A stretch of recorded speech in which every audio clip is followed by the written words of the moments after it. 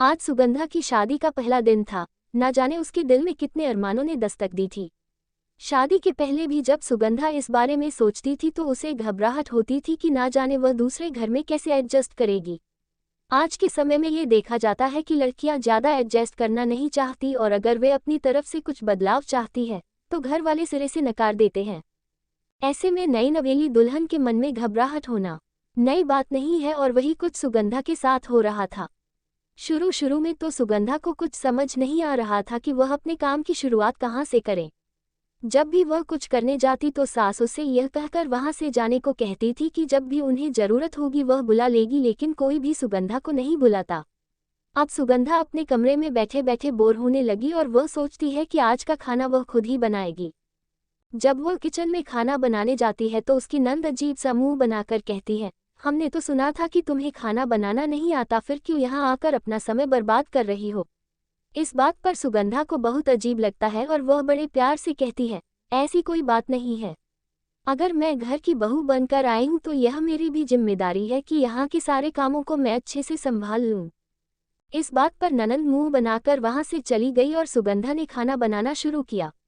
वैसे खाना तो उसने अच्छा ही बनाया था जैसा उसके मायके में बनता था, लेकिन उसके सास ससुर को खास पसंद नहीं आया और उन्होंने एक झटके में इसे बेस्वाद बता दिया।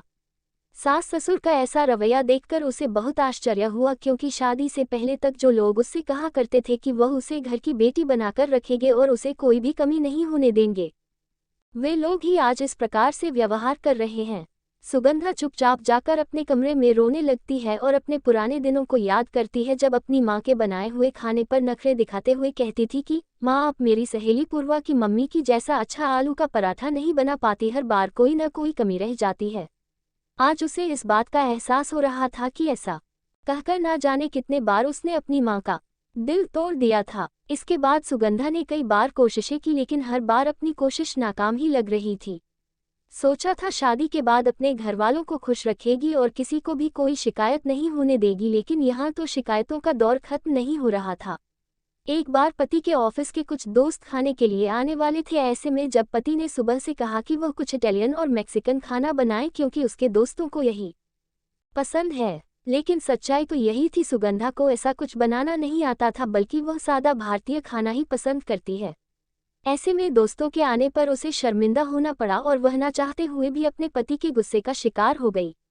इस बार सुगंधा की आंखों में दोस्तों के सामने ही आंसू आ गए, जिसे उसके पति ने बुरी तरह से इग्नोर कर दिया और उसे वहां से चले जाने के लिए कहा। कमरे में आकर सुगंधा के मन में बस यही बात चल रही थी कि जब किसी लड़की की शादी होती है तो क्या वह अपने तरीके से घर को नहीं चला सकती। क्यों हर बार उसे बताया जाता है कि वह किसी काम की नहीं और उसे कुछ भी काम सही से करना नहीं आता। धीरे धीरे सुगंधा उदास रहने लगी और वह अपनी बात को मायके में भी नहीं बताना चाहती थी, क्योंकि उसके माता पिता को अच्छा नहीं लगेगा। वह पूरी कोशिश कर रही थी कि अच्छी बहू बने और परिवार का ध्यान रख सके। उसे एक दिन पता चलता है कि उसकी सहेली जिसकी शादी दूसरे शहर में हुई थी उसके शहर में आई है और सुगंधा से मिलना भी चाहती है। ये बात सुनकर सुगंधा के चेहरे पर खुशी दिखाई दे रही थी, क्योंकि यह सहेली उसकी बचपन की सहेली थी जो हमेशा उसके साथ रहती थी। लेकिन अब वह दोनों के बीच में थोड़ी दूरी आ गई थी, लेकिन फिर भी सुगंधा उससे मिलने के लिए बेताब थी। सुगंधा जल्दी जल्दी अपने सहेली के आने की खुशी में पकवान बनाना शुरू करती है, लेकिन तभी उसके ननंद और सास आकर उसे ताना देती हैं कि जिसे वे लोग जानते तक नहीं उसके लिए इतना तामझाम करने की क्या जरूरत है, ज्यादा ही है तो नाश्ता और कॉफी पिलाकर भेज दे। लेकिन सुगंधा की खुशी के आगे उनका ये ताना काम नहीं किया और वह बिना कुछ सोचे समझे तैयारियों में लग गई। शाम होते ही वह अपनी सहेली का इंतजार करने लगी और जब सुगंधा की सहेली उसके घर आती है तब उसे देखकर सुगंधा एकदम आश्चर्यचकित हो जाती है, क्योंकि उसकी सहेली पहले जैसी नहीं थी, अब वह बिल्कुल बदल गई थी। बचपन में उसकी सहेली ने कभी जीन्स नहीं पहना था और अब देखो टाइट जीन्स और खूबसूरत सी टॉप में वह बहुत प्यारी लग रही थी, साथ ही खुले हुए बाल और उसके चेहरे को सूट करता हुआ गॉगल। ये देखकर सुगंधा बहुत खुश हुई और गले लगते हुए बोली, तू तो बिल्कुल बदल गई है। लेकिन उसकी सहेली को घर के हालात कुछ ठीक नहीं लगे और उसने धीरे से इस बारे में पूछा तो अचानक ही सुगंधा की आंखों में आंसू आ गए, क्योंकि अपनी सहेली से वह कोई भी बात नहीं छुपा पाती। सुगंधा के दिल की हालत समझकर उसकी सहेली ने उसे सांत्वना दी और कहा कि तुम जितना भी अच्छा करो लेकिन घर के सभी सदस्यों को खुश रखना नामुमकिन है, इसलिए बेहतर यही होगा कि तुम सबसे पहले खुद को खुश रखो। क्योंकि जब तक तुम खुश नहीं रहोगी तब तक घर को खुश कैसे रह पाओगी। ये बात सुगंधा की समझ में आ गई और उसने भी अब ठान लिया कि घर का ख्याल तो वह रखेगी, लेकिन अपनी शर्तों पर।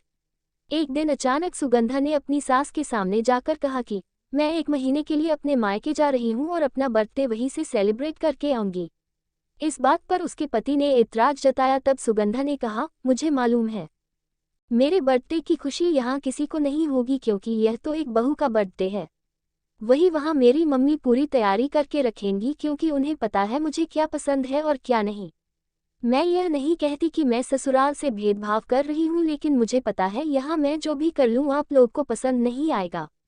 और वह अपनी पुरानी जीन्स टॉप पहनकर वहाँ से चली जाती है। ये देखकर उसके पति को सुगंधा आज पहली बार खूबसूरत नजर आती है, क्योंकि उसका यह अवतार उसने कभी देखा ही नहीं था। उसको अपनी गलती समझ में आती है कि जहाँ पर उसे सुगंधा का साथ देना चाहिए था वहाँ पर उसने सुगंधा को बिल्कुल अकेला कर दिया था। साथ ही साथ उसने अपनी माँ और बहन को भी समझाने के बारे में सोचा था, ताकि आने वाले समय में परिवार हंसी खुशी आगे बढ़ सके। जल्द ही यह बात पूरे परिवार को समझ में आ गई कि बहू नहीं है और उसे हमें थोड़ा समय देना होगा। ये बात सही है कि वह अभी अपने मायके की तौर तरीकों से हमें खुश रखना चाहती है, लेकिन जब तक हम ससुराल वाले उसे तौर तरीके नहीं सिखाएंगे तब तक वह कैसे सीख पाएगी और हमारा ख्याल रख पाएगी। अब तो दूसरे ही दिन सास, ननंद, पति मिलकर सुगंधा को लेने पहुंच जाते हैं, जिन्हें देखकर सुगंधा को बहुत आश्चर्य होता है। पति बड़े प्यार से सुगंधा का हाथ पकड़ते हुए कहते हैं कि गलती हमारी भी है, हमें ऐसा लगता है कि घर में आई हुई बहू एकदम परफेक्ट होनी चाहिए, जिसमें कोई भी कमी ना हो। हालांकि यह बिल्कुल भी सही नहीं है, क्योंकि कोई भी इंसान परफेक्ट नहीं हो सकता। सुगंधा मीठी मुस्कान के साथ अपने पति को देखती है और कहती है, जनाब आपको ये बात बहुत जल्दी समझ में आ गई। तभी सास आगे बढ़कर उसे गले लगाती है और उसे एक खूबसूरत सा ड्रेस देकर कहती है, ये लो बहू, तुम इसे अपने बर्थडे पार्टी में पहनना जो हम तुम्हारे लिए ऑर्गेनाइज करने वाले हैं। सुगंधा को ये सब देखकर बहुत अच्छा लगा और उसकी आंखों में आंसू आ गए, लेकिन उसके मन में उठे सवालों को वहां बोलने से नहीं चूकी और उसने कहा, जिस प्रकार बहू से उम्मीद की जाती है कि वह अपने नए घर को पूरे तौर तरीकों के साथ संभाले, उसी तरह ससुराल वालों की भी यह जिम्मेदारी होती है कि वह थोड़ा समय देकर उसका साथ दे और उसे प्यार दे। नई नवेली बहू को सिर्फ प्यार के अलावा और कुछ नहीं चाहिए होता, लेकिन कई बार यह बात समझने में भूल हो जाती है और हम अनजाने में ही अपने ही घर की बहू का अपमान कर बैठते हैं।